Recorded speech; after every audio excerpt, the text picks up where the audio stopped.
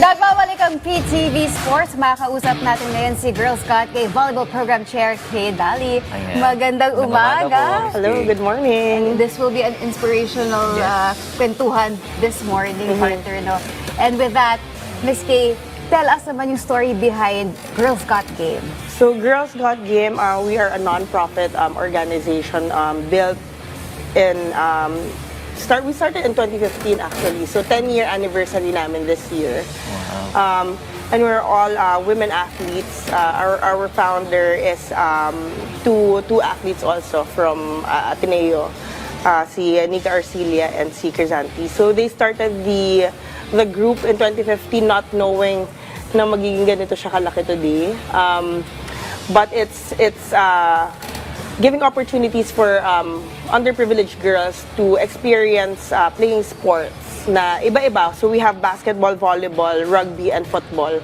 So different sports na hindi nila usually na-experience sa community nila.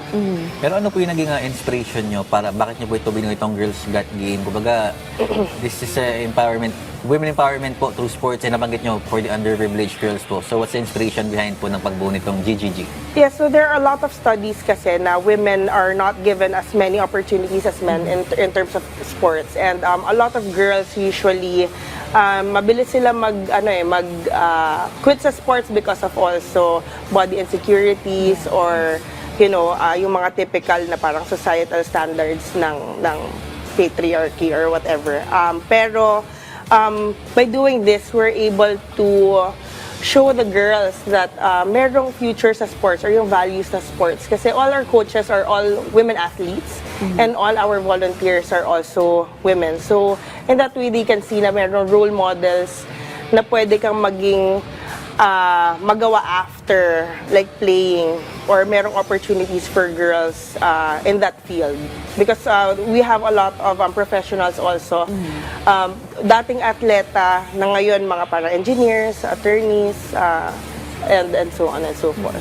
Partner, na-mention kanina ni Kaye na malaki na yung pagbabago nitong GGG. Yes. How is it different from the time it was inaugurated?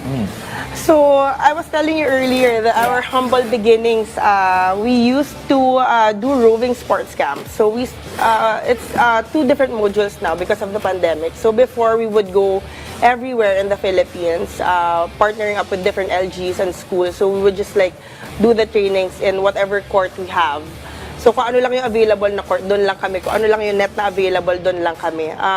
But now with different sponsorships with different brands and different partnerships, different organizations also are reaching out to us to help financially, or yung iba nagbibigay din ng volunteers.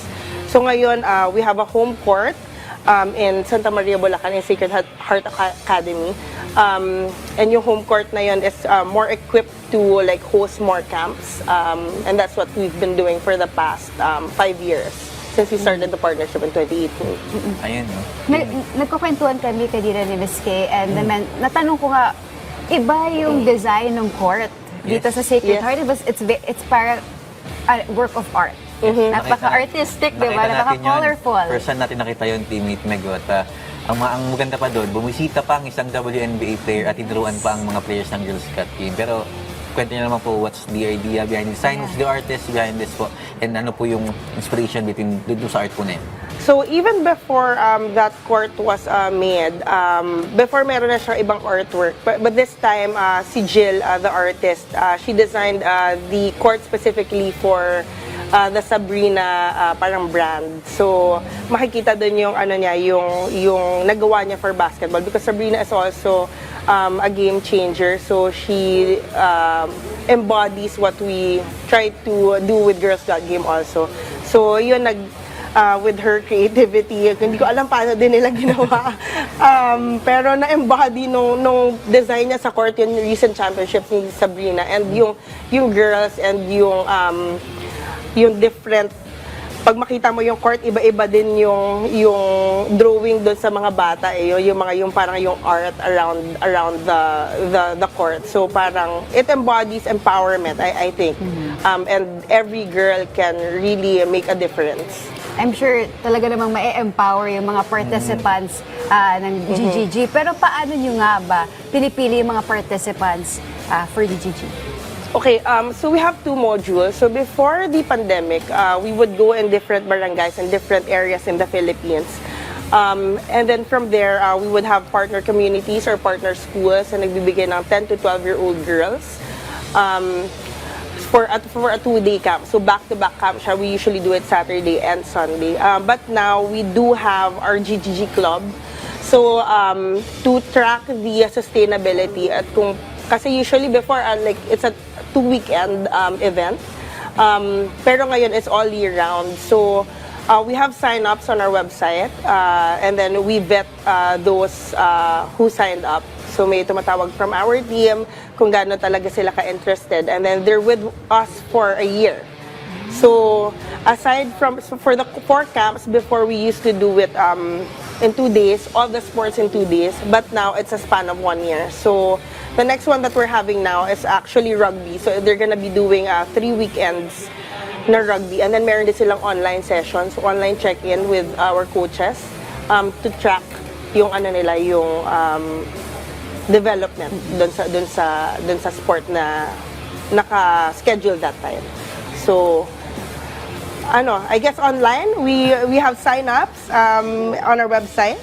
So, we do it every year, so the sign-ups. Parang nakakatuwa because before yung mga training na 2 days lang, tapos pagkakasya nila lahat ng start, 1-year program. Yeah. And I'm sure mas natututukan yung mga participants natin for the GGG kasi 1 taon ba naman yung training camp? Yes, nga curious lang dito ko Teammate Meg, no? Yung Girls Got Game started 2015, nabanggit yung 10 years na po kayo. Kumbaga, kumusta na po yung mga naging pioneers na bata po ninyo na naglaro po sa Girls Got Game? May mga naglalaro na po ba for the universities, ganyan, sa UAP, NCAA, or kahit anong liga Or po? professional Yes, lang. professional. Malay niyo po. Meron na po ba tayong mga product ng Girls Got Game na ngayon naglalaro na sa mga kilalang league dito sa Pilipinas? Actually, no, yan yung dream namin. So, yan yung naging motivation for the club na para mas makita yung sustainability of the program. But we do have some girls, I think, na nag-start na mag-play dun sa varsity teams dun sa schools nila. And then yung recently, it's the one with Sabrina actually, they're not part of the club yet, pero recently meron kaming group of girls na kasama dun sa camp na nag-champion dun sa earlier division ng para umakit sa palarong pambansa. But dun pa lang sa parang sectionals, regionals area. So hopefully in the near future we'd have products of ng GGG na makakapunta dun sa mapapanood natin sa TV. But that's our dream, to be able to change lives of those children like in that way, na makakaroon sila ng athletic scholarship, just like the founders of Girls Got Game itself. Right. Ms. Kaye, do you collaborate with the both local and private sectors para sa expansion ng GGG? Yes, we do collaborate. So, meron na kami mga naging partners na mga iba-iba din na NGO. So, they usually ask what we need on our end. For LGUs, ganyan din, if they wanted to bring a camp there. So, we've done camps all over the Philippines. We've done it in Mindanao. We've done it in Bacolod, all over Luzon. So, with different LGUs and different schools. So, yeah, we do have partnerships also. So they can just reach out if to see kung saan pwede mag-collaborate with the program. Ito, Miss Kaye, bukod po sa sports, of course, na-develop din po natin, kumbaga, yung asal, yung personality po ng ating mga girls. Pero ano po yung mga life skills na ituro po ba ng Girls Got Game para maging, kumbaga, mabuting Pilipina sila paglaki po nila dito po sa Girls Got Game?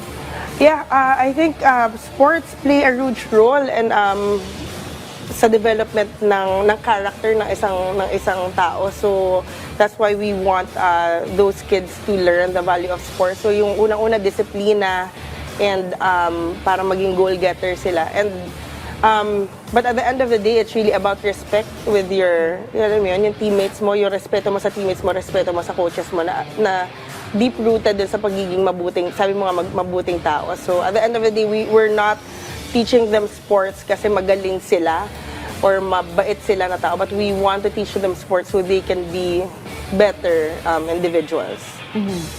Ano naman po yung mga future plans ng GGG bukod po sa mga na-mention natin kanina na makita sila sa mga malalaking leagues like sa UAAP, NCAA. Hoping, sana. Yes. Actually, yung when we're doing the court reveal and Sacred Heart, was that 2 weeks ago? 2 weeks Yeah, ago? 2 weeks ago, March 15. March 12 yata. March 12, March 12. So, when we were doing the court reveal, they made all the core team or yung mga coaches namin to pull the yung parang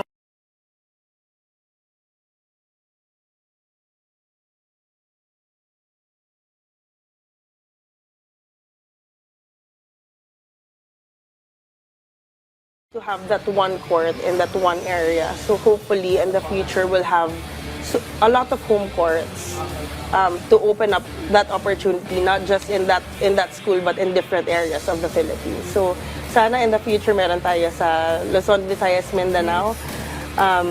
So yun, one court at a time, one game at a time, one girl at a time. Oh, I like that. Magandang simula yun. No? Napakaganda nga ng court yung nakita natin. Actually, meron din po sa labas. Part din po ba yun ng Girls Got Game? Meron indoor and then outdoor court. Yes, the indoor and outdoor court are part of Girls Got Game. And then yung field also on the side, we also use that for different camps. So sa football namin, ginagamit namin yung field on the side of the court.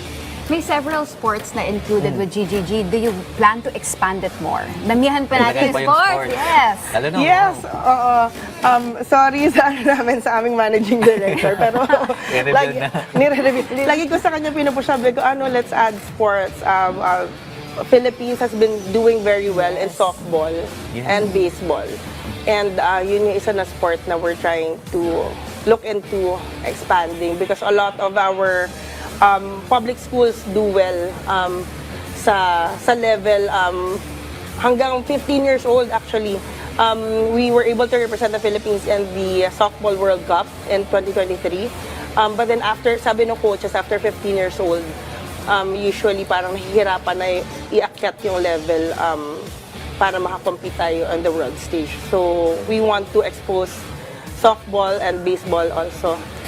Yung mga hindi pa ganong mainstream na sport para matutunan ng mga ibang kids. Paabangan Tama natin rin yan. yan. Ito, Miss Kaye, no, recently, a lot of Filipino athletes namamayagpag sila sa world stage. Paano naman ito ginagamit ang Girls Got Game? Kumbaga, to inspire itong mga batang atleta na ito to also as part of the gold medalists like Daly Diaz.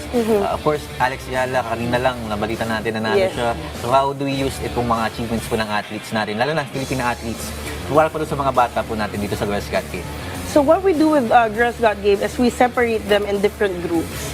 And then those groups are called, pagka merong camp, meron silang maliit na parang placard, tas ano sila kunyari, Team Eliza Valdez for volleyball, or team, and then other volleyball players that are popular, or kunyari sa basketball, yung team na nakalagay yung picture, and then we also tell them their achievements. Tas yung ibang girls nagugulat na parang, ay, talaga po, parang na-achieve pala nila yan, and they're like pure Filipinas na parang sila. So I think we use yung sabi mo nga, the platform that we have and yung mga recent achievements ng Filipina athletes namin to also educate the girls that, women really can. Yes, maganda naman nun. Very empowering sa ating mga Sakto. March ngayon, kabataan, International kababaihan. International Women's Yan, saktong-sakto. Ngayon na lang, uli na lang po sa amin, Miss Message. Kaye. Mensahe niyo sa inyong mga students, sa inyong mga, lahat po na bumubuo sa Shout Girls out, Got saka baka Game. may mga gustong Shout-out. batiin. Sino po gusto niyo batiin? Miss Kaye. Yes, so to our Girls Got Game team, see you sa next camp. So we're gonna do our next camp very soon, and I just want to say thank you to our founders also, Kaye Kirzan and Nika, and our managing director, Jelly and Mariana, and to the core team na tirelessly for the past 10 years have been working with all the girls. Thank you, and I'm so happy that we have come this far, and to the next 10 years, sana more blessings for Girls Got Game and more lives changed through sports. With that, maraming Thank you so much salamat, po. Miss Kaye. It's such Thank an you. honor na nakasama namin kayo this morning. So much po.